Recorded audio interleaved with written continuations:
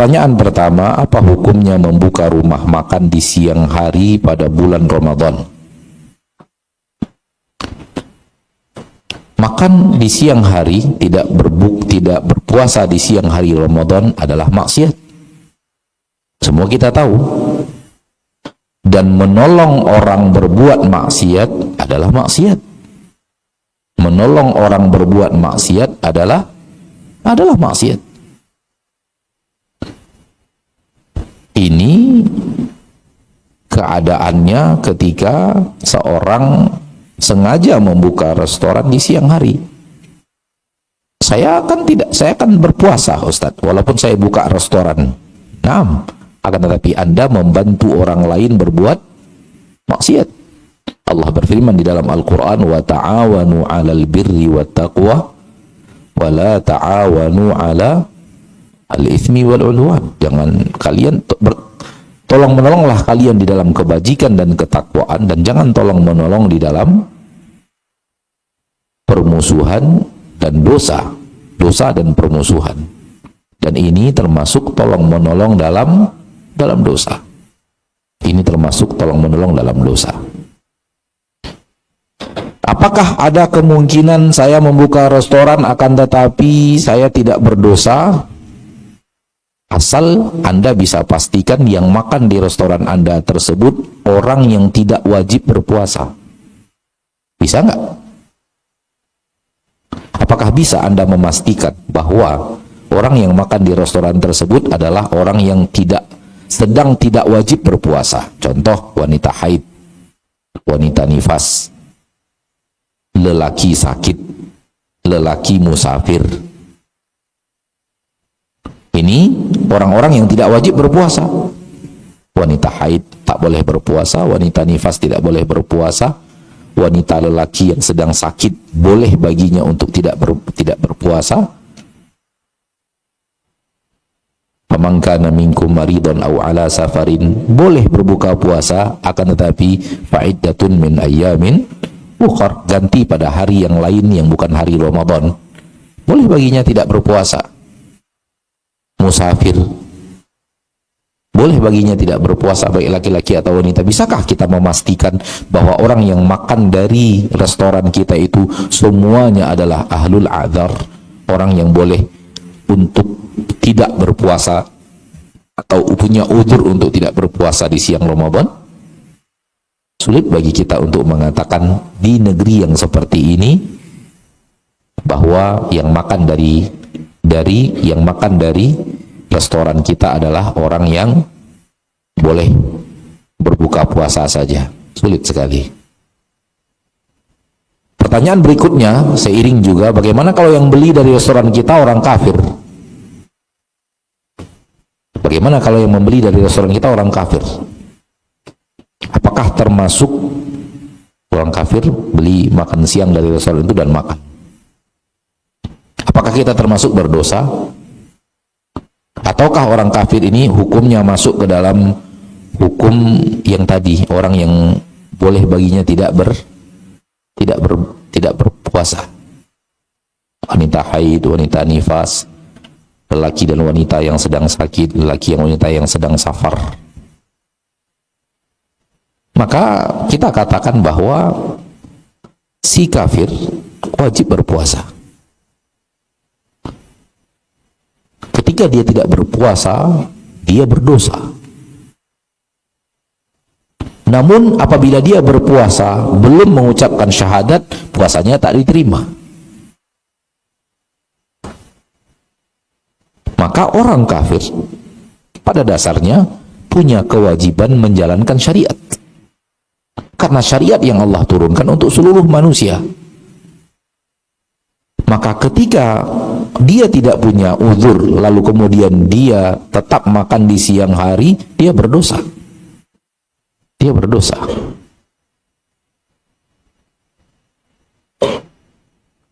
Maka tidak boleh kita membuka restoran di siang hari.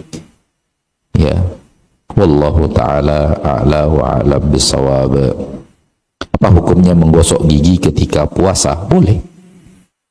Boleh. Dan usahakan menggosok giginya tidak bersangatan seperti menggosok gigi biasa. Karena Rasulullah SAW berkumur-kumur ketika puasa. Namun ketika berpuasa Rasulullah kumur-kumurnya tidak bersangatan, no. Tidak lama kumur-kumurnya. Maka kiaskan menggosok giginya kepada berkumur-kumur. Gosok gigi ringan saja, jangan terlalu parah gosok giginya gitu. Karena yang membatalkan puasa adalah apabila menelan masuk ke dalam tenggorokan.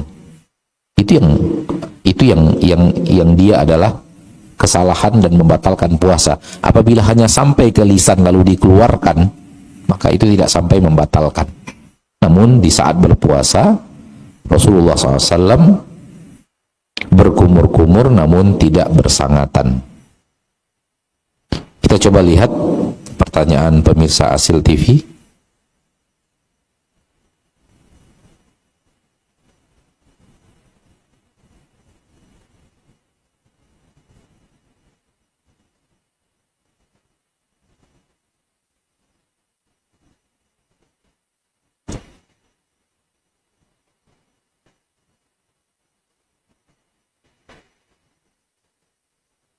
Apakah boleh kita mengatakan tentang Allah, tentang sifat Allah, Allah itu maha super?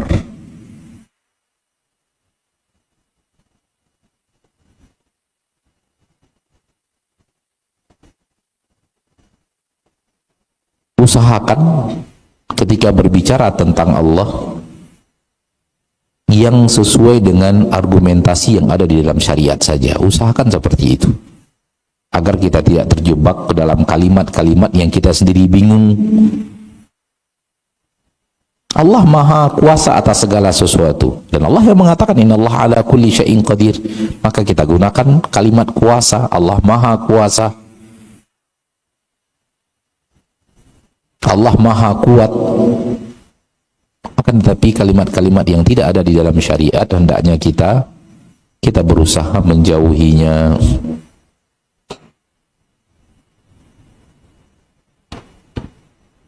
Ketika kita sholat sebagai makmum, apakah kita mesti mengikuti bacaan imam? Dilarang oleh Nabi SAW makmum membaca di belakang imam. Dilarang oleh Nabi kita SAW makmum membaca di belakang imam. Rasulullah SAW satu hari sholat, setelah sholat Rasulullah berkata kepada para sahabat, apakah kalian tadi membaca di belakangku? Kata para sahabat, iya. Kata Nabi, la taf'alu, jangan kalian lakukan. Maka makmum tidak membaca di belakang imamnya. Tugas makmum adalah mendengar dengan seksama dan menghayati. Mendengar dengan seksama dan menghayati, bukan membaca di belakang imam. Mengamalkan firman Allah di dalam Al-Quran, فَإِذَا قُرِئَ الْقُرْآنُ فَاسْتَمِعُوا لَهُ وَأَنْصِتُوا لَعَلَّكُمْ تُرْحَمُونَ. Nah,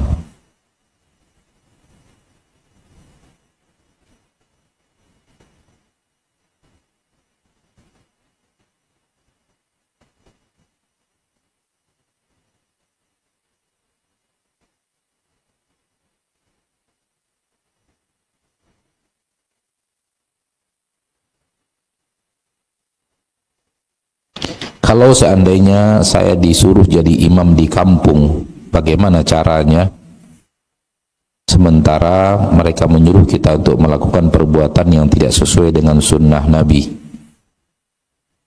Apakah harus menolak untuk menjadi imam? Tapi kalau dibiarkan imam kampung saja, bacaannya tak ada yang benar. Kalau antum diminta untuk menjadi imam di kampung, alhamdulillah. Tapi katakan ke mereka, saya punya syarat. Saya punya syarat. Syaratnya begini. Saya maunya imamnya begini. Kalau bapak ibu setuju, jamaah kampung setuju, saya akan jadi imam. Gunakan keadaan antum yang diminta untuk membuat syarat. Karena orang yang diminta itu posisinya di atas. Maka kesempatan ketika mereka meminta, kita buat syarat. Mau, alhamdulillah. Mau, saya suka sekali diminta jadi imam, tapi saya punya syarat. Syaratnya begini. Kalau mereka setuju, alhamdulillah, mudah-mudahan menjadi sarana untuk tegaknya sunnah di kampung. Allahu a'lam.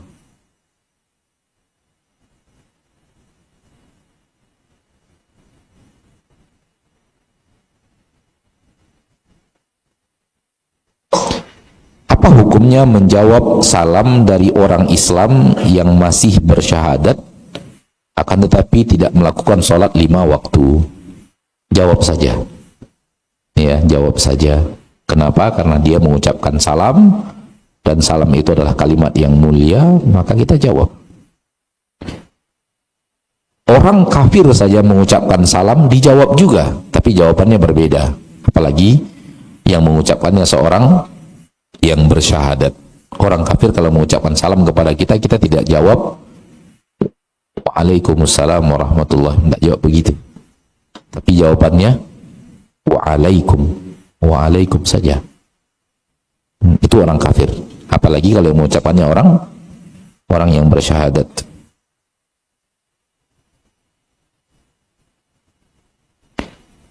Apabila sudah selesai sholat tarawih dan witir berjamaah di masjid, apakah kita masih bisa sholat tahajud pada saat nanti malam sebelum sahur? Mana yang lebih afdol, tahajud atau tidak perlu tahajud? Ini pertanyaan sering sekali ditanyakan di bulan Ramadan. Udah cukup. Ini udah lebih setengah jam nanti untuk menjawab yang gini saja. Yang sedang nulis, berhenti nulis. Ini pertanyaan banyak ditanya tentang sholat tarawih, ya. Dan orang sudah sholat tarawih bersama imam di masjid dan jumlah rokaatnya sudah selesai 11 rokaat. Apakah nanti ketika terbangun atau memang sengaja bangun, karena memang terutama ibu-ibu harus menyiapkan santap sahur untuk keluarganya, tapi masih ada waktu untuk sholat, apakah masih boleh sholat?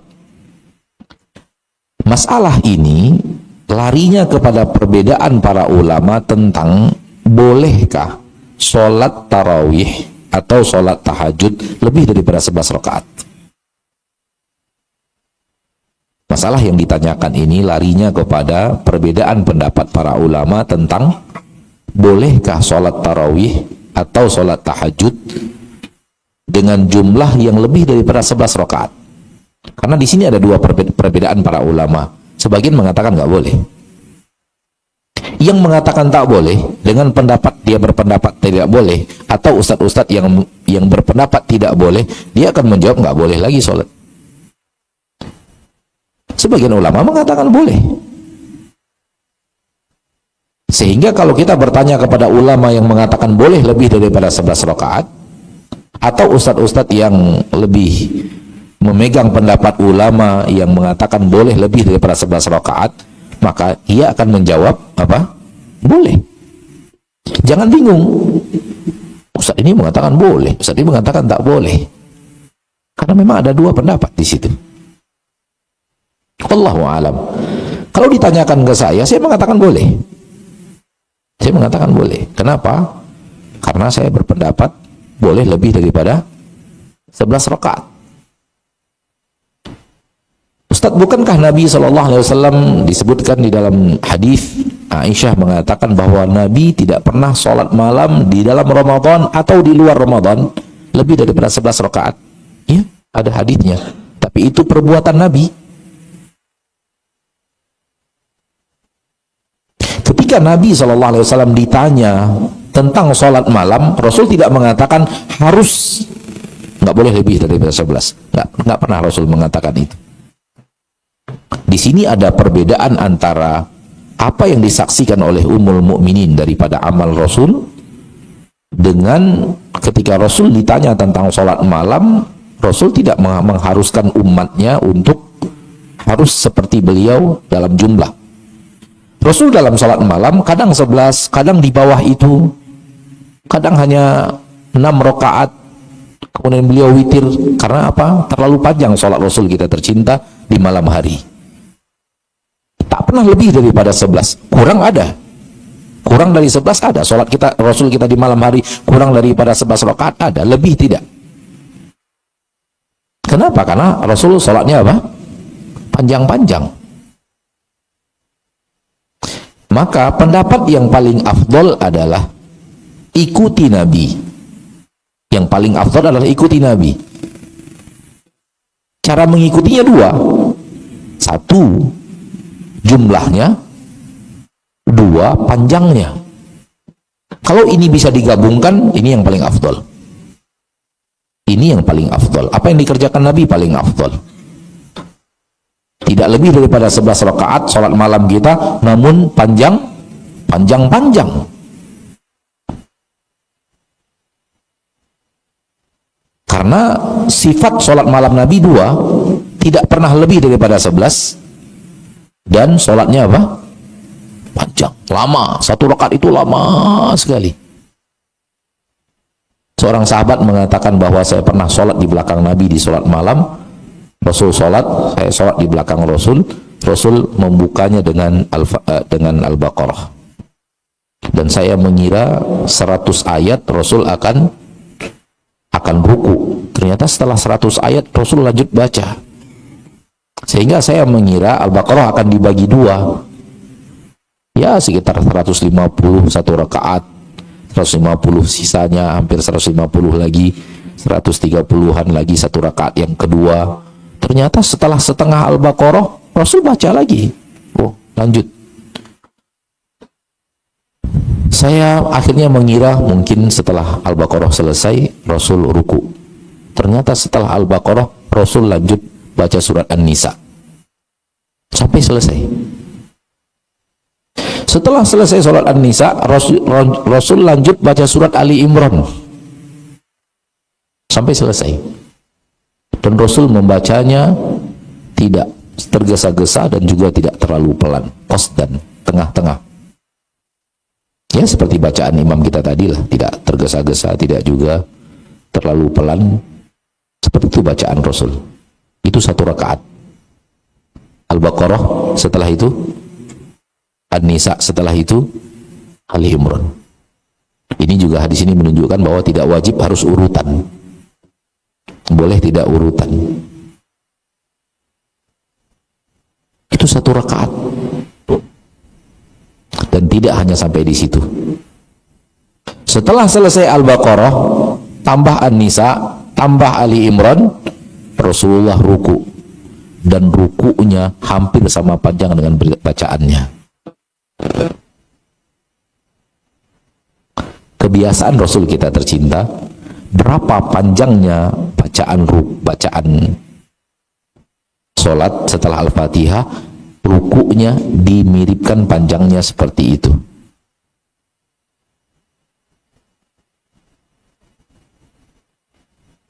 Itu berapa lama rukunya? Kata sahabat, sampai saya menginginkan hal yang buruk. Muridnya bertanya, apa yang kau inginkan? Aku ingin keluar dari sholat, membiarkan Rasul sholat sendiri. Gak sanggup.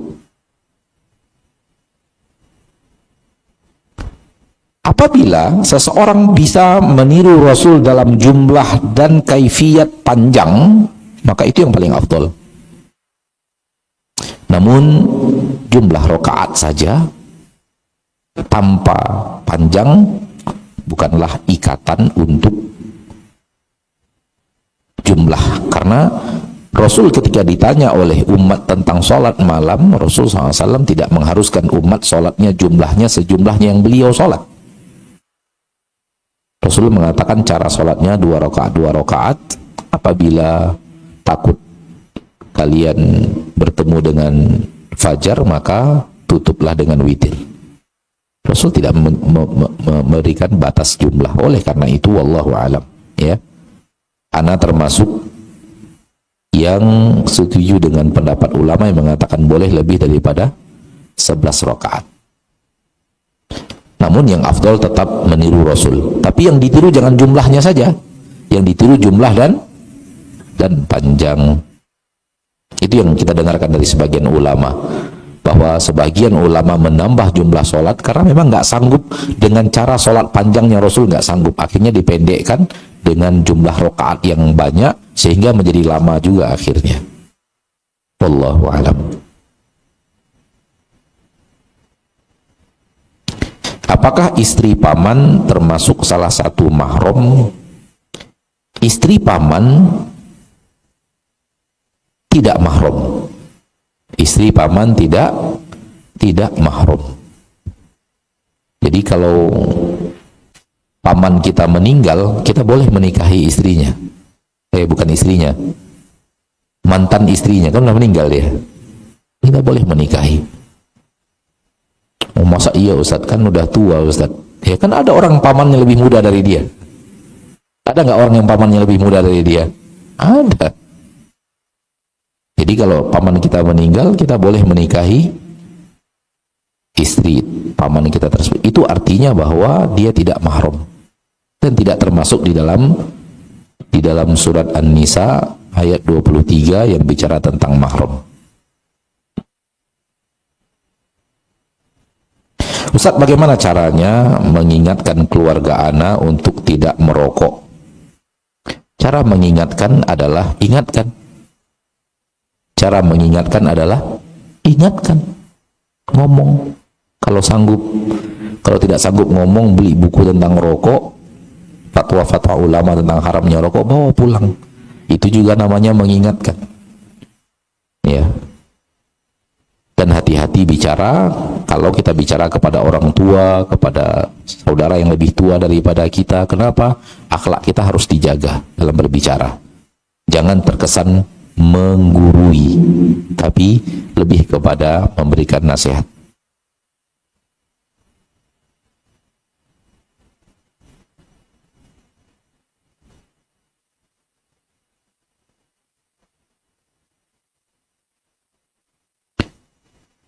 Ustaz ingin bertanya tentang kedudukan hadis yang mengatakan barang siapa yang sholat bersama imam sampai selesai maka akan dicatat baginya pahala 1 malam penuh. Apakah hadis ini sahih? Karena ada juga yang mengatakan hadis ini dhaif. Wallahu alam, sejauh ilmu yang ada pada ana hadis ini sahih. Barang siapa yang sholat bersama imam sampai selesai maka dituliskan untuknya qiyamul lailah, sholat 1 malam penuh. Pahalanya, dan itu pahala tidak menghalangi orang setelah selesai itu untuk melakukan sholat berikutnya. Wallahu a'lam.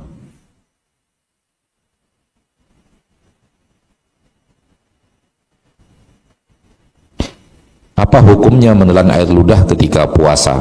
Tidak membatalkan puasa. Tidak membatalkan puasa.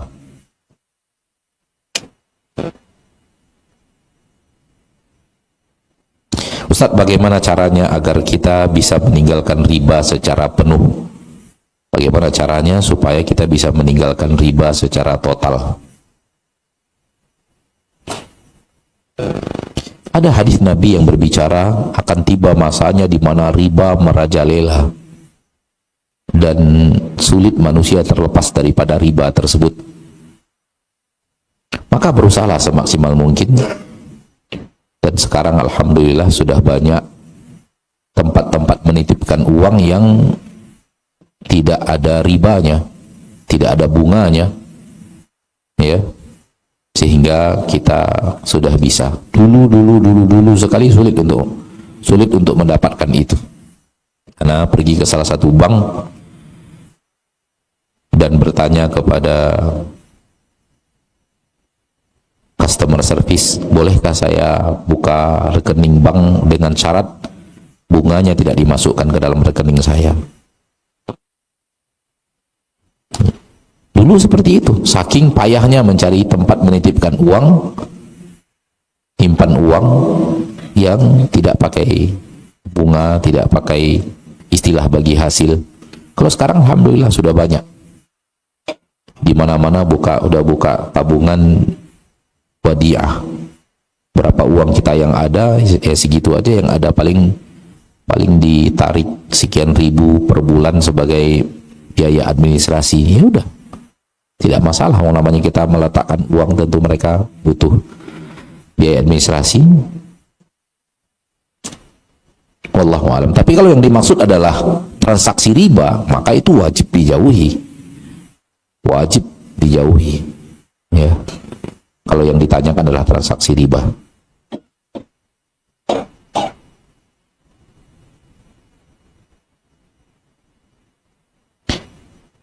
Ustaz, bolehkah sholat qabliyah zuhur 4 rakaat 1 kali salam,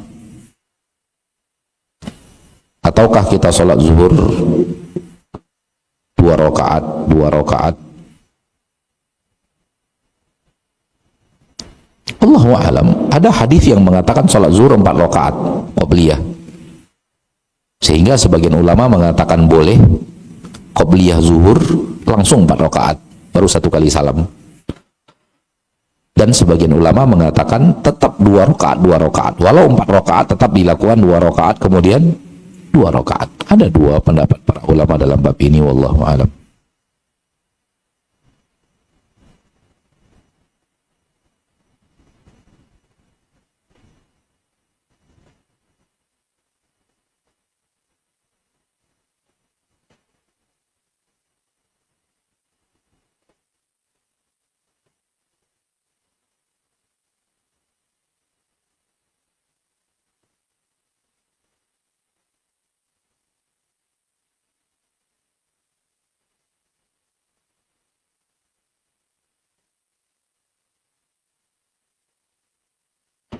Apakah boleh saya sholat tarawih sendiri di rumah?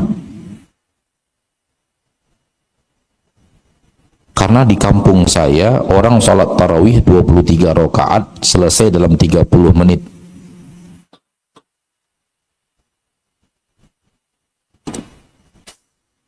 Ini mungkin pertanyaan terakhir pada kesempatan kali ini dari pemirsa.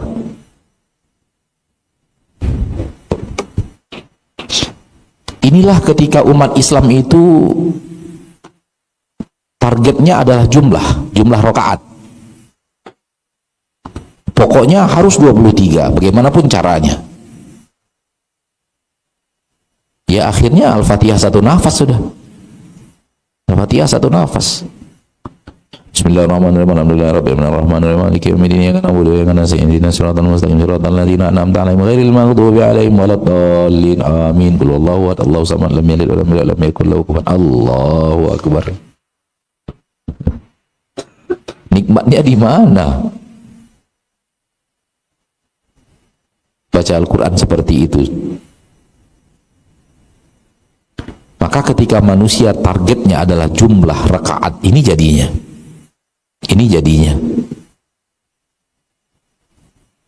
sehingga akhirnya ya seperti tidak tumakninah, dan akan banyak makmum terlambat dari imam. Itu pasti akan banyak makmum terlambat dari imam sudah bangkit i'tidal, makmum baru ruku. Imam sudah duduk di antara 2 sujud, makmum belum sampai ke tempat sujud, dan itu membatalkan sholat. Kalau memang seperti itu keadaan di kampung Anda, maka sholatlah sendirian atau berjamaah di rumah dengan sholat yang lebih sesuai dengan kriteria sholat yang dianjurkan oleh Nabi Sallallahu Alaihi Wasallam. Kata Rasulullah SAW, aswa'un nasi sariqatan man yasriqu salatahu. Manusia yang paling buruk dalam mencuri adalah orang yang mencuri sholat. Qila, ditanyakan kepada Rasulullah SAW, fakaifa yasriqu salatahu ya Rasulullah, bagaimana cara mencuri sholat ya Rasulullah? Qal la yutimmu ruku'aha wa la sujudaha. Orang itu tidak menyempurnakan ruku'nya dan juga tidak menyempurnakan sujudnya. Itu mencuri di dalam sholat. Dan itu yang dikerjakan sekarang oleh sebahagian umat Islam yang target jumlah, yang penting jumlah, dan tidak peduli kepada kesempurnaan bacaan, kesempurnaan ruku, kesempurnaan sujud. Ini kesalahan umat Islam. Dan kita tahu beberapa kisah di sebahagian masjid lain, sampai 23 rakaat itu hanya selesai dalam 7 menit. Wah, itu lebih ngeri lagi. Kalau 30 menit masih mending dibanding yang ini, masih mending. Tapi ketika segala sesuatu telah menjadi kebiasaan di tengah masyarakat, memang sulit untuk menghapusnya menjadi kebiasaan. Oleh karena itu, bersyukurlah antum ketika berada di tengah sebuah masyarakat yang membiasakan sunnah Nabi Sallallahu Alaihi Wasallam. Rasul Sallallahu Alaihi Wasallam pernah sholat tarawih 4 malam berturut-turut menjadi imam di masjid. Sisanya Rasul sholat sendirian di rumah. Sisanya Rasulullah sholat sendirian di rumah. Maka sholat sendirian dalam sholat tarawih tidak jadi masalah. Tidak jadi masalah. Wallahu alam. Sampai di sini pertemuan kita. Sudah lebih daripada setengah jam, lebih kurang 40 menit kita menjawab pertanyaan. Semoga bermanfaat. Karena beberapa malam sebelumnya materi saja tidak ada pertanyaan, maka kesempatan malam ini Ana buka tanya jawab. Semoga bermanfaat. Sampai di sini pertemuan kita. Wassallallahu wasallam wa baraka wa an'am ala abdihi wa rasulihi Muhammad. Subhanakallahumma wa bihamdik, asyhadu an la ilaha illa ant, astaghfiruka wa atubu ilaik. Assalamualaikum warahmatullahi wabarakatuh.